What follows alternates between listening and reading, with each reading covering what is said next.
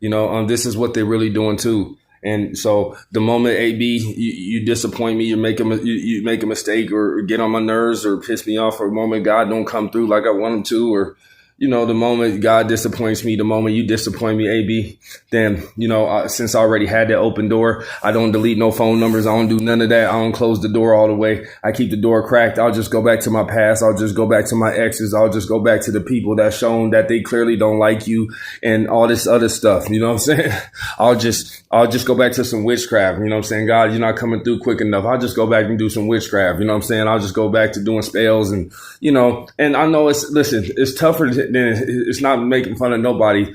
Trust me, it's tough.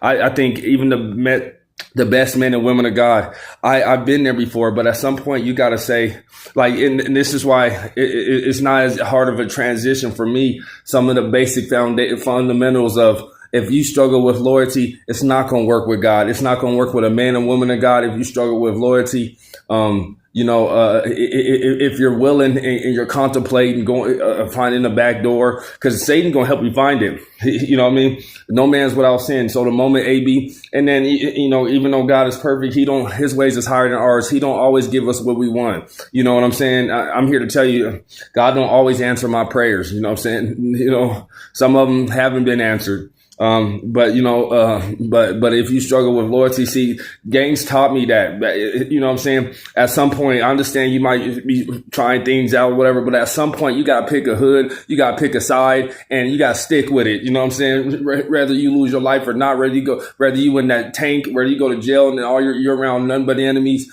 You know what I'm saying? There's a way that you can tone it down, but you better not disown me. Jesus says, if you deny me in front of people, I'll deny you in front of the Father. You know what I mean? So I'm glad I haven't done that. Even around all my enemies, I still say, you know what? This is Jesus Christ. You know what I'm saying? In Jesus' name, whatever. Okay, I lost a job, whatever. Okay, I lose you. You know what? It's sad, whatever. I'll go cry, all that stuff. But it's still Jesus Christ, dog. You know what I'm saying? At the end of the day, it's still this. You know what I'm saying? And my past life taught me that it's death before dishonor, dog. You get what I'm saying? And if you don't have that mentality, if it's the other way around, then you're pretty much a betrayer in the making.